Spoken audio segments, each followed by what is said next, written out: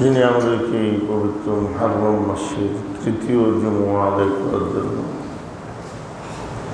তার ঘরে হাজির হওয়ার তৌফিক নসিব করেছেন, শুকর আদায় করি আলহামদুলিল্লাহ।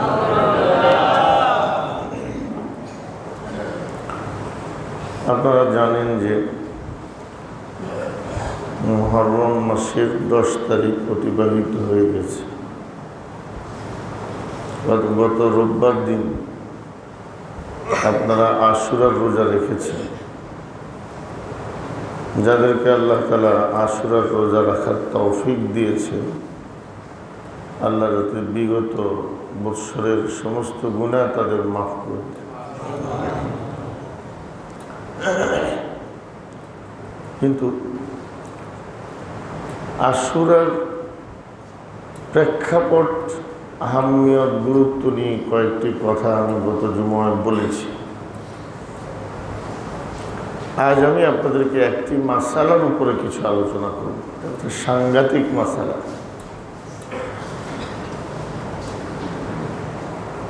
এটাকে আরবিতে বলা হয় আল ইয়াস।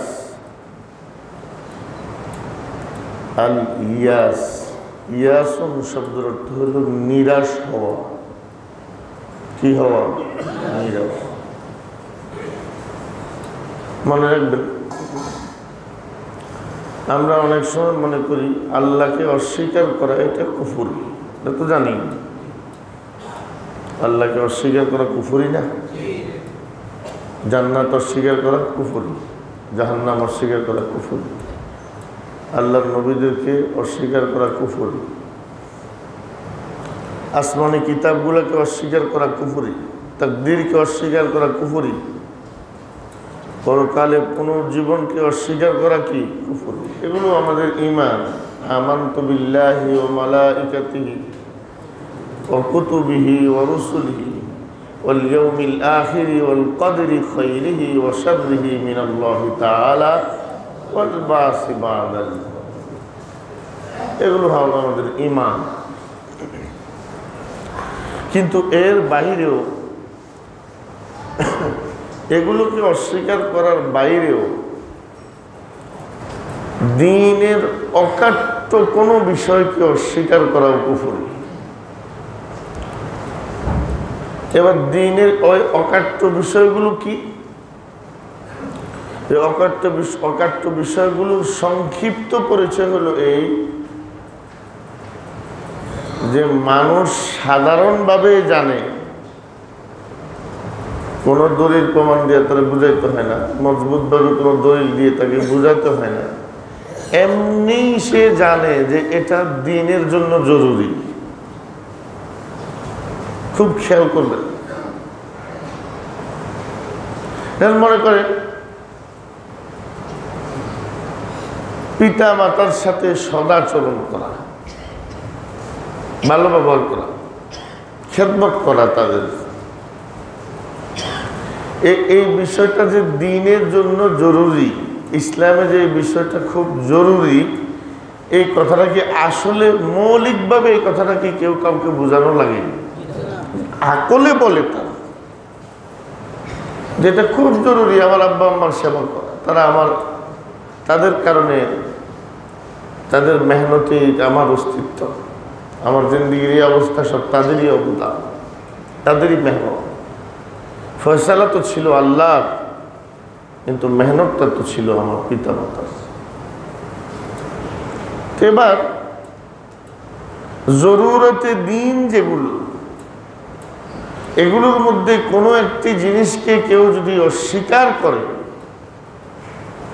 তাহলে সে কাফের। যেমন মনে করে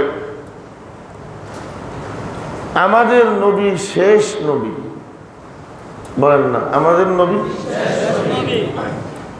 এখন আমরা যে ঈমান আনলাম, আমানতু বিল্লাহি, আল্লাহ তোমার প্রতি ঈমান আনছি, ওয়া মালাইকাতিহি, ফেরেশতার প্রতি, ওয়া কুতুবিহি, আসমানি কিতাবগুলোর প্রতি, ওয়া রুসুলিহি, আল্লাহ তাআলার সমস্ত রাসূলের প্রতি, ওয়াল ইয়াউমিল আখিরি, পরকালের প্রতি, ওয়াল কদরি খাইরিহি ওয়া শাররিহি মিনাল্লাহি তাআলা, তাকদীরের ভালো মন্দের ফয়সালা আল্লাহর পক্ষ থেকে, ওয়াল বাসি বাদাল মাউত, মৃত্যুর পর পুনরায় উঠানো হবে। তো এই ইমানে মুফাসসালের ভিতরে খতমে নবুয়তের কথা কই? আমি যে আপনাদেরকে ইমানে মুফাসসালের তালিকাটা শুনাইলাম, এটার মধ্যে কি এই কথা বলা আছে যে আমাদের নবী শেষ নবী হিসেবে মানাও ইমান?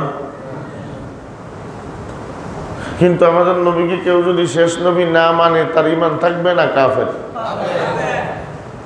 তাহলে এবার আপনারাই ফয়সালা করেন, যে 4, 5, 6, 7টা বিষয়ের প্রতি আমরা ইমান এনেছি, শুধু এগুলো অস্বীকার করলে কাফের, না এর বাইরেও দ্বীনের গুরুত্বপূর্ণ জরুরি যে জিনিসগুলো আছে এগুলো অস্বীকার করাও কুফরি? এবার এক ছোট্ট মেসাল নেন, তাহলে বুঝবেন, আরো পরিষ্কার হবে। মেসওয়াক করা কি সুন্নত? কেউ যদি জিন্দেগিতে একবারও মেসওয়াক না করে সে কাফের হবে না। কিন্তু কেউ যদি মেসওয়াকের সুন্নত হওয়াকে অস্বীকার করে, মেসওয়াকটা যে সুন্নত, এই সুন্নতটাকে কেউ যদি অস্বীকার করে তাহলে সে কাফের। অথচ মেসওয়াক সুন্নত।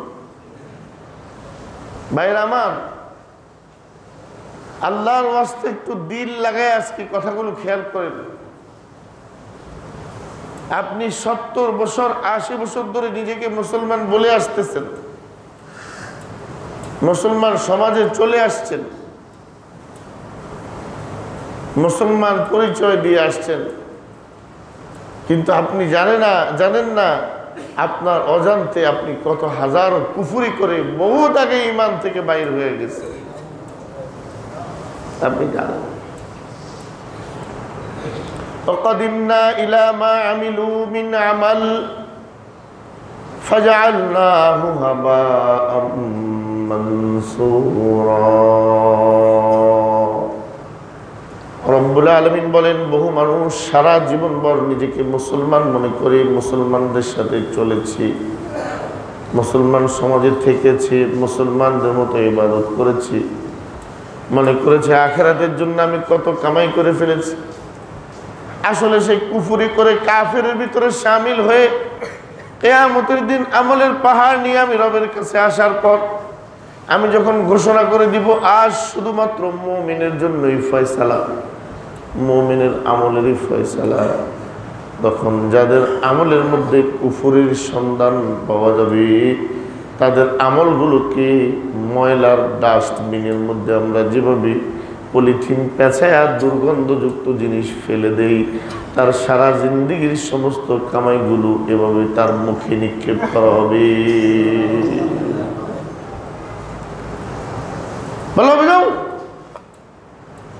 তোমার চেহারা আমি রবের সামনে হাজির করার কোন অধিকার তোমার না। এই চেহারা জাহান্নামের উপযুক্ত চেহারা। তো আমরা অনেক কুফরির মধ্যে লিপ্ত হয়ে যাই অজান্তে, না বুঝে। মেসওয়াক যে উদাহরণ দিতেছিলাম, আল্লামা শামী সহ অনেকে বলেছেন, আস-সিওয়াকু সুন্নাতুন ওয়াল ইনকারু আলা সুন্নিয়্যাতি সিওয়াকি কুফরুন। মেসওয়াক সুন্নত, কিন্তু মেসওয়াকের সুন্নতকে অস্বীকার করা কুফরি। আরেকটা উদাহরণ, তাহাজ্জুদ, তাহাজ্জুদের নামাজ ফরজ, সবাই কয় না কেউ তাহাজ্জুদের নামাজ ফরজ আমগুলো কেন সুন্নত বা নফল। সারা জীবন এক রাকাত তাহাজ্জুদ আপনি পড়েন নাই, ঈমানের কোনো ক্ষতি নেই। কিন্তু আপনি যদি তাহাজ্জুদ সুন্নত হওয়াকে, তাহাজ্জুদ মাশরু হওয়াকে, তাহাজ্জুদ একটা ইবাদত, এটাকে যদি আপনি অস্বীকার করেন তাহলে আপনি অকাট্যভাবে কাফের, অকাট্যভাবে কাফের। কারণ তাহাজ্জুদ অকাট্যভাবে কোরআন শরীফ দ্বারা প্রমাণিত এবং তাহাজ্জুদের নামাজ মুতাওয়াতির হাদিস শরীফ দ্বারা প্রমাণিত, অসংখ্য সহিহ হাদিস দ্বারা তাহাজ্জুদ প্রমাণিত এবং কোরআন শরীফ দ্বারা প্রমাণিত। ওমিনাল লাইলি ফাতাহাজ্জাদ বিহি নাফিলাতাল লাক। পড়েন না মিয়া? ওমিনাল লাইলি ফাতাহাজ্জাদ বিহি নাফিলাতাল লাক আসা আন ইয়াবআসাকা রাব্বুকা মাকামান মাহমুদা। ও আমার বন্ধু, রাত্রের কিছু সময় একটু তাহাজ্জুদ পড়েন, নাফিলাতাল লাক। এই নাফিলাতাল লাকের তাফসীর করেছেন মুফাসসিরিনে কেরাম, আই ফরিদাতান লাক বাদা as-সালাওয়াতিল খামসি। 5 ওয়াক্ত নামাজের পরেও আপনার জন্য আরো এক্সট্রা ফরজ নামাজ হলো তাহাজ্জুদের নামাজ। তাহলে তাহাজ্জুদের নামাজ আমাদের রাসূলের উপর কি ছিল? ফরজ ছিল, ওয়াজিব ছিল। কিন্তু আল্লাহ দয়া করে আমাদের উপর নফল করছে। কিন্তু এই তাহাজ্জুদ কোরআন শরীফের অকাট্য আয়াত এবং সহি অকাট্য হাদিস দ্বারা প্রমাণিত বিদায় তাহাজ্জুদ জিন্দেগিভর না পড়ুক অসুবিধা নেই। মাগার তাহাজ্জুদকে কেউ যদি হেয় করে, কেউ যদি তাহাজ্জুদকে হেয় করে, কেউ যদি তাহাজ্জুদকে বিদ্রূপ করে, কেউ যদি তাহাজ্জুদকে ঠাট্টা করে, কেউ যদি তাহাজ্জুদকে অস্বীকার করে, কাফের। ভাই আপনারা বলেন তো ভাই, এই কথাগুলো কি বুঝতেছেননি? এই কথাগুলো বোঝা সারা জিন্দেগিতে যত কিছু বুঝছেন সব কিছু থেকে এই কথাগুলো বোঝা বেশি জরুরি। কারণ আপনি আপনার ঈমানের পাহারা দেন। মসজিদের দান বক্স আসতেছে, কাজ তো চলতেছে, আল্লাহ সবাইকে দেওয়ার তৌফিক দেন। আপনি আপনার ঈমানকে পাহারা দেন। মনে রাখবেন, সব কিছু হারালে চলবে কিন্তু ঈমান হারালে চলবে না। বলেন না, বলেন না। সব কিছু হারালে চলবে, ঈমান হারালে চলবে না। সন্তান হারালে চলবে, মা বাপ হারালে চলবে, স্ত্রী পরিজন হারালে চলবে, দুনিয়ার সব কিছু হারালে চলবে কিন্তু ঈমান হারালে চলবে না। এজন্য বেলালকে যখন উত্তপ্ত বালিকার উপর শোয়া বুকে পাথর চাপা দিয়ে রাখছে, বেলালের শরীরের ভিতর থেকে চর্বি বের করতে পারছে, গোশত বের করতে পারছে, হাড় ভাঙতে পারছে, শরীরের ভিতরের অস্থি মজ্জা বের করতে পারছে, কিন্তু বেলালের কলব থেকে ঈমান বের করতে পারে। বেলাল বলে আহাদ আহাদ। এর থেকে বেশি কিছু বলার সত্যি তো নাই। ইমাম ইবনে ইসহাক একটা রওয়ায়াত আনছেন, তৎকালীন আরবের সবচেয়ে বড় পণ্ডিত ব্যক্তি ছিল ওয়ারাকা ইবনে নাওফাল। কি নাম? কি নাম? Waraqa ibn Nawfal. আল্লাহর হাবিব সাল্লাল্লাহু আলাইহি সাল্লামের উপর যখন ওহী নাজিল হলো, হুজুর যখন পেরেশান হয়ে গেছে, তো খাদিজাতুল কুবরার চাচাতো ভাই ছিল ওয়ারাকা ইবনে নাওফাল। খাদিজা ভাবলেন ওয়ারাকা যেহেতু বড় পণ্ডিত মানুষ, তার তদবির করে, ওনার কাছে একটু নিয়ে দেখি আমার স্বামীর কোনো অসুবিধা হইল কিনা। তো খাদিজাতুল কুবরা ওয়ারাকা ইবনে নাওফালের কাছে আল্লাহর হাবিবকে নিয়ে গেলেন। নিয়ে যাওয়ার পর ওরাকা বলতেছেন, ইয়াবনা উম্মি মাযা তারা, ইয়াবনা আম্মি মাযা তারা। ভাতিজা তুমি কি দেখো? আল্লাহর নবীর জিজ্ঞাসা। তো ফাআখবারাহু আল খাবার। হুজুর পুরো ঘটনা শুনেছেন, কেমনে জিবরাইল আসছে, কেমনে কথা হয়েছে, কেমনে কি হয়েছে। এখন ওরাকা তখন অন্ধ, শেষ বয়স। ওরাকাই বলুন, ইন্না হাযা আন-নামুস আল্লাযী নাযালাহু আল্লাহু আলা মূসা। তুমি পেরেশান হইও না ভাতিজা, যে ফেরেশতার দেখে তুমি ভয় পাচ্ছ, এই ফেরেশতাকে ইবরানি ভাষায় বলা হয় নামুস। নামুস মানে বার্তাবাহক, নামুস মানে জিবরাইল। যে জিবরাইলকে আল্লাহ মূসার কাছে পাঠাইছেন, সে জিবরাইলে তোমার কাছে এসে গেছে। পেরেশান হল। ইয়া লাইতানি কুনতু জাযা, ইয়া লাইতানি আকুনু হাইয়া ইয আখরাজাকা কওমুকা ক্বালা ওয়া মুখরিজিয়াহুম ক্বালা লাম ইয়াতি রাজুলুন কত্তু বিমিসলি মা জিতা বিহি ইল্লা উদিয়া। আল্লাহর হাবিব সাল্লাল্লাহু আলাইহি সাল্লামকে উদ্দেশ্য করে এবার ওরাকা বলে মুহাম্মদ, আরে আমি যদি আজকে যুবক থাকতাম, আমার যদি আজ যৌবনের শক্তি থাকতো, শরীরের মধ্যে হিম্মত থাকতো, শক্তি থাকতো, তো সবার আগে তোমাকে সাহায্য করার জন্য আমি তোমার পাশে দাঁড়ায় যেতাম। আফসোস ওই দিনটা পর্যন্ত যদি আমি জীবিত থাকতাম, যেদিন তোমার আপনজন তোমাকে জন্মভূমি থেকে বের করে দিবে। 13 বছর পরের ঘটনা, 13 বছর আগে কইতেছে ওরা। তো এই ওরাকা ইবনে নাওফল আল্লাহর নবীকে চিনেছেন এবং রাসূলের প্রতি ঈমানও এনেছেন, তারপরে মৃত্যু হয়েছে। এজন্য হুজুর বলছেন রাআইতুল কাশশা ফিল জান্নাহ, আমি জান্নাতের মাঝখানে দেখছি ওরাকা ইবনে নাওফল রে, তার শরীরের মধ্যে সাদা কাপড়। তো এই ওরাকা ইবনে নাওফল বেলালের কাছে দিয়ে যাইতেছিল। ইমাম ইবনে ইসহাক একটা রওয়ায়াত এনেছেন, যদিও মুহাদ্দিসিন কেরাম অনেকে এই রওয়ায়াত সমর্থন করেন নাই বা দুর্বল বলেছেন, কিন্তু ইমাম মুহাম্মদ ইবনে ইসহাক মাগাজি সিরাতের সবচেয়ে বড় ইমাম,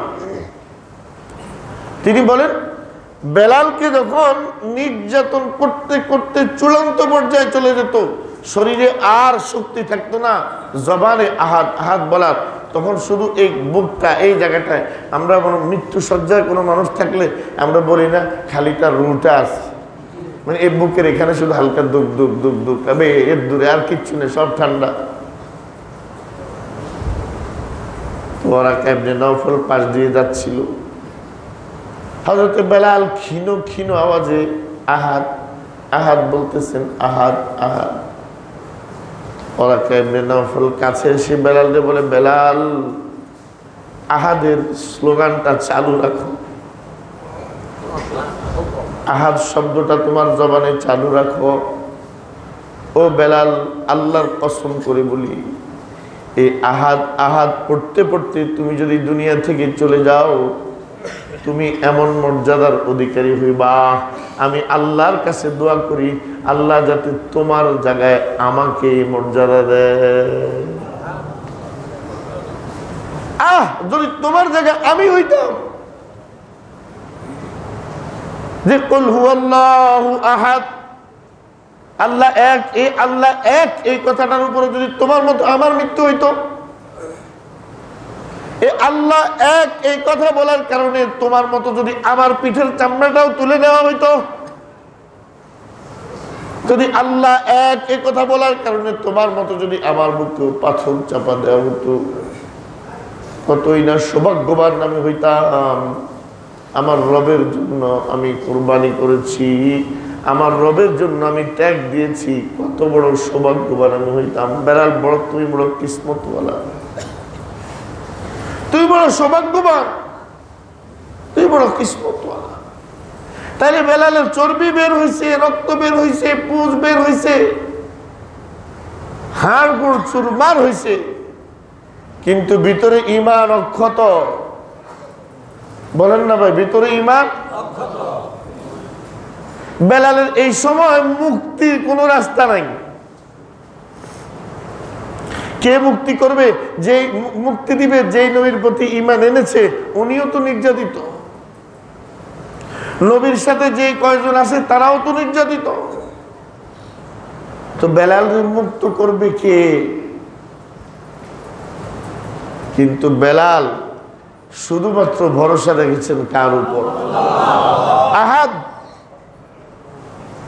শুধুমাত্র ভরসা রেখেছেন কার উপর? আহাদের উপরে।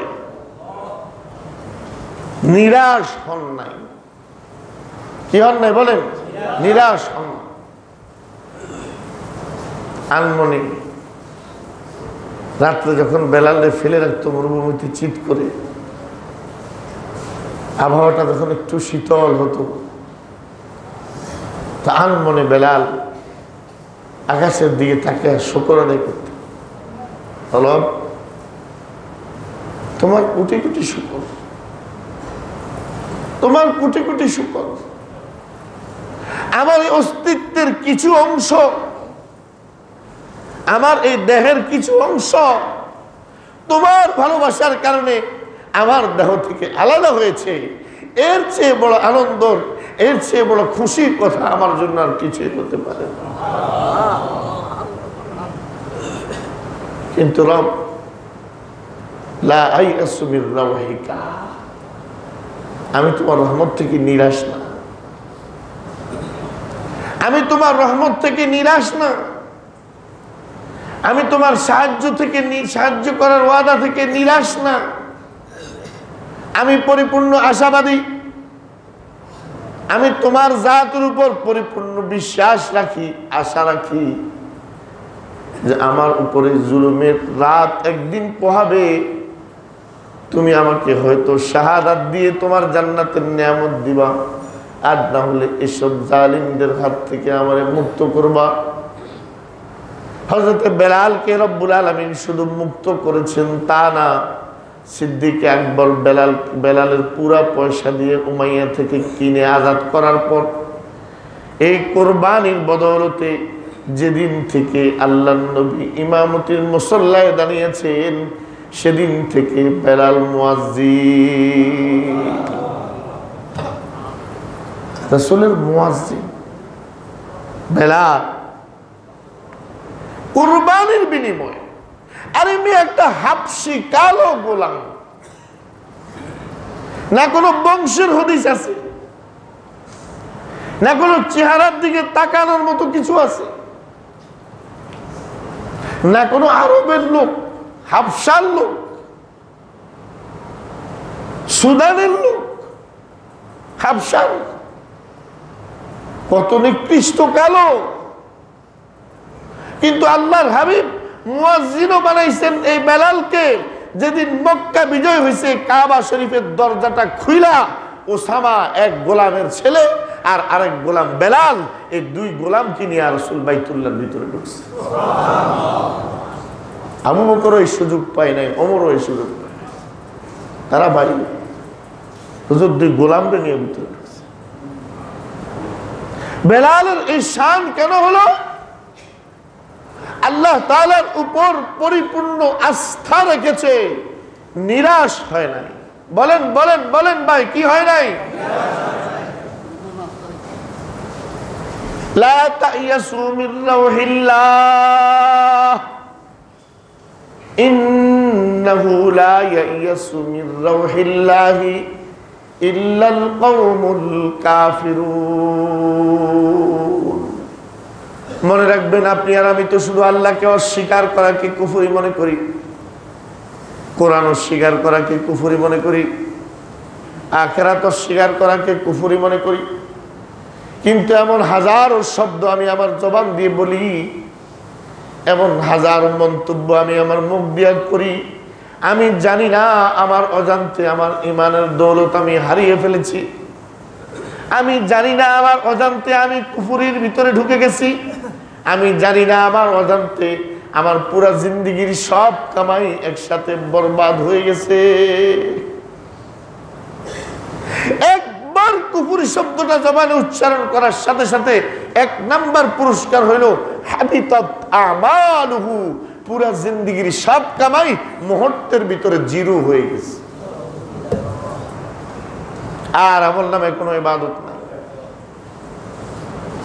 এরকম হাজারো কথা আমরা বলি।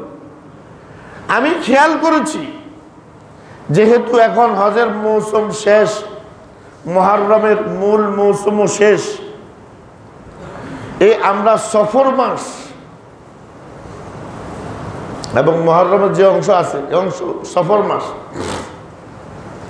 রবিউল আউয়াল আসার আগ পর্যন্ত আমরা এমন বিষয়গুলো নিয়ে একটু ধারাবাহিক আলোচনা করব, যে বিষয়গুলো এমন ভয়ঙ্কর, আমার আর আপনার ভিতরে তো আছে, আমরা না বুঝে এগুলো করার কারণে ঈমানের দৌলত হারায়া আমরা কাফের হয়ে যাইতেছি, আমাদের খবর নাই। কোন কোন কাজ, কোন কোন কথার দ্বারা মানুষ ঈমান থেকে বের হয়ে কাফের হয়ে যায়, ধারাবাহিক কয়েক জুমায় আমরা এই বিষয়গুলো বুঝবো ইনশাআল্লাহ। কি বলেন, বেশি জরুরি না ভাই? এর মধ্যে একটা কারবালার সাথে সম্পর্কিত একটা, সেটা হলো আল ইয়াস। কি নাম? নিরাশ হওয়া। বলেন না, কি হওয়া? আল্লাহর রহমত থেকে নিরাশ হওয়া, আল্লাহর সাহায্য থেকে নিরাশ হওয়া। আল্লাহ তাআলা আমাদেরকে বিজয়ের ওয়াদা করেছেন, এই ওয়াদা থেকে নিরাশ হওয়া। আল্লাহ আমাদেরকে মদদ করার ওয়াদা করেছেন, এই ওয়াদা থেকে নিরাশ হওয়া। এই আল ইয়াসু বিল্লাহি কুফরুন, আল্লাহ থেকে নিরাশ হওয়া কুফরি। বলেন, আল্লাহ থেকে নিরাশ হওয়া কুফরি। আম হাসিবতুম আন তাদখুলুল জান্নাতা ওয়ালাম্মা ইয়াতিকুম মাসালুল লাযিনা খালাউ মিন ক্বাবলিকুম মাসাতহুমুল বাসাউ ওয়াদ-দাররাউ ওয়াযুলজিলু হাত্তা ইয়াকুলার রাসূল ওয়াল্লাযীনা আমানু মা'হু মাতা নাসরুল্লাহ আলা ইন্না নাসরাল্লাহি করিব। উহুদের যুদ্ধে এদিকে 70 জন মুসলমান শহীদ, 70 জন মুসলমান কাফের হাতে বন্দী। হযরত হামজা ইবনে আব্দুল মুত্তালিব, রাসূলের চাচার কলিজাটাও শরীরের মধ্যে নাই, দুটা চোখ খঞ্জর দিয়া খোঁচায়া খুলে ফেলছে, মাথা দেহ থেকে আলাদা করে ফেলছে। মুসআব ইবনে উমাইরের ডান হাত গেছে, বাম হাত কেটেছে, তারপর গর্দানটা দেহ থেকে আলাদা করেছি। আল্লাহর হাবিবের দুইটা দাঁত শহীদ হয়ে গেছে, মাথায় লোহার বর্ম, শিরোনাস্ত্র ঢুকে ক্ষত বিক্ষত হয়ে রক্তক্ষরণের কারণে জমিনে অজ্ঞান হয়ে পড়ে গেছে। সাহাবায়ে কেরাম তখন চিৎকার করে বলতেছিলেন, মাতা নাসরুল্লাহ, আল্লাহ তুমি না ওয়াদা করেছো আমাদেরকে সাহায্য করার, কবে করবা? আর কবে করবা? তোমার নবীর মাথার ভিতরে শিরোনাস্ত্র 1.5 ইঞ্চি 2 ইঞ্চি লোহার টুপি দেবে আছে, তোমার নবীর 2 দাঁত ভেঙে চুরমার হয়ে গেছে, তোমার নবী জমিনে অজ্ঞান হয়ে পড়ে আছে, আমাদের সাথীদের এই অবস্থা, রব তুমি আর কবে সাহায্য করবা? তোমার সাহায্য আর কবে আসবে? রব্বুল আলামিন বলেন, আলা ইন্না নাসরাল্লাহি করিব, শোনো শোনো, আমি রবের সাহায্য বড় নিকটবর্তী, তবে সাহায্যটা তোমার ইচ্ছায় হবে না, আমার ইচ্ছায় ফয়সালা হবে। সাহায্যের ফয়সালা কি আমার আর আপনার ইচ্ছায় হবে না আল্লাহর ইচ্ছায় হবে? যদি আমার আর আপনার ইচ্ছায় আল্লাহর সাহায্যের ফয়সালা হইতো, আল্লাহর জাতের কসম এই দুনিয়াতে একজন মানুষও জিন্দা থাকতো না। আপনার ইচ্ছে হয়েছে, মেজাজ খারাপ হয়েছে, আপনি কইছেন তোর উপরে ঠেড়া পড়ো, যদি লগে লগে ফুটতো তো আধা ঘন্টা পরে বাফও নাই, ফুটো নাই, কেউ কথা কর না। তাহলে সাহায্য আল্লাহর পক্ষ থেকে ফয়সালা, এটা কি আমার আর আপনার ইচ্ছায় হবে না আল্লাহর ইচ্ছায় হবে? কিন্তু আমাদের জন্য শর্ত হয়েছে, নিরাশ হওয়া যাবে না। কি হওয়া যাবে না? আল্লাহ তাআলা বলেন, ওয়ালা তাহিনু ওয়ালা তাহজানু। বহুত অবস্থা মুসলমান মুমিন, তোমাদের সামনে বহুত অবস্থা এমন আসবে, তোমাদের ভিতরে হীনমন্যতা এসে যাবে, হীনমন্যতা, মনটা দুর্বল হয়ে যাবে, আর চারদিকে চিন্তায় তোমাকে আক্রান্ত করবে, গ্রাস করবে। হায় হায়, কি হবে কি হবে কি হবে, আমাদের কি উপায়? দেখা গেছে যে এক এক সময়ে যখন বিদেশ টিদেশ কোথাও সফর করার চিন্তা হয়, তো মুসলমান হিসাবে যখন ভিসা পাইতে অসুবিধা হয়, তো ভিতরে চিন্তা করে, মাঝে মাঝে মনের মধ্যে উঁকি মারে, আরে যদি মুসলমান না হয় হিন্দু হইতে, বিষয়টা সহজে পেয়ে যেত। আরে দাঁড়িগুলা যদি না রাখতাম, মুসলিমদের পোশাক যদি না পড়তাম, মুসলিম দেশে যদি জন্ম না হইতো, এগুলার নাম নৈরাশ্যতা। বলেন এগুলার নাম কি? ইয়াস, কুফরি। হযরত ইয়াকুব আলাইহিস সালাম 30-40 বছর থেকে সন্তানতে পৃথক, বিচ্ছিন্ন, কিন্তু সন্তানরা সব একসাথ হয়ে হযরত ইয়াকুব আলাইহিস সালামকে বলে, আর কিত্তেন কাঁদেন, আর কত কাঁদবেন, আর কত আশা করবেন। হযরত ইয়াকুব আলাইহিস সালাম কয়, লা তাইয়াসু মির রাউহিল্লাহ, ও আমার সন্তানরা, রবের রহমত থেকে কোনোদিন নিরাশ হইও না। আর রবের রহমত থেকে নিরাশ হয় একমাত্র কাফেররা। 40 বছরেও নিরাশ হয় নাই। আল্লাহ শুধু নবীর সন্তানকে নবীর কাছে ফিরাইয়া দেয় নাই, বরং নবীর সন্তানরে বাদশা বানায়া তারপর বাপের কাছে ফিরাইয়া দেয়। তাহলে আজকের সবক হলো নিরাশ হওয়া যাবে না। বলেন বলেন কি হওয়া যাবে না? নৈরাশ্যতা কুফরি, নিরাশ হওয়া কুফরি। আপনি যদি বলেন না আর কোন না, মুসলমানদের আর কোন বিজয়ের সুযোগ নাই, এই মুসলমান জাতি গেছে, এই জাতির কপালে আর কোনোদিন কল্যাণ হবে না, এরা শেষ, এই জাতীয় কথা বলিনি আমরা, বহুত বলি। এটা হলো নৈরাশ্যতা, কুফরি। ইয়াদ রাখবেন, খালি নামাজ অস্বীকার করা কুফরি না, খালি রোজা অস্বীকার করা কুফরি না, খালি নবী অস্বীকার করা কুফরি না, খালি কোরআন অস্বীকার করা কুফরি না, এর বাইরেও শত শত কুফরি আছে, আমি আর আপনি জানি না। এজন্য ভয় করেন আল্লাহকে, নিজের ইমানটার দিকে তাকান, কুফরি থেকে মুক্ত করেন নিজেকে, না হলে সারা জিন্দেগির কামাই কিয়ামতের দিন কিছুই বুঝে পাবেন না। এজন্য আজকে তো বিক্ষিপ্তভাবে শুধু দুই একটা উদাহরণ দিলাম, আগামী জুমা থেকে তালিকা ভিত্তিক আলোচনা করব ইনশাআল্লাহ, কমপক্ষে 3-4 জুমা, যে কি কি কাজের দ্বারা, কি কি কথার দ্বারা মানুষ কাফের হয়, ঈমান থেকে বের হয়ে যায়, ইসলাম থেকে বের হয়ে যায়, তার জিন্দেগির সব আমল বরবাদ হয়ে যায়। এই বিষয়গুলো ধারাবাহিকভাবে বোঝা আমাদের জন্য ফরজ, ফরজে আইন, একদম জরুরি। জাহান্নাম থেকে মুক্তির এই ছাড়া আর কোনো রাস্তা নাই। এই জন্য দাওয়াত দিবেন সাথী বন্ধুদেরকে, বুঝে আনবেন, প্রয়োজনে ছাদের উপর রোদে বইয়া শুনবো, রোদে জইলা শুনাও যদি ইমানটা ঠিক থাকে তাহলে তো এই রোদে জ্বলা বহুত ভালো।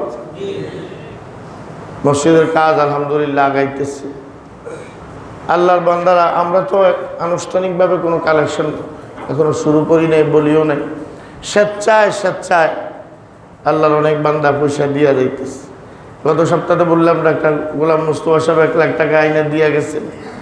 আর আজকে হইলো আমাদের হাফেজ মুসলিম সাহেব, ওই যে আপনারা তো চিনেন সবাই, জুবাইর সাহেবের আব্বা হাফেজ মুসলিম সাহেব, আমেরিকায় যিনি হাফখানায় পড়ান, তো উনি ইনশাল্লাহ 50,000 টাকা দিবেন মসজিদের কাজের জন্য।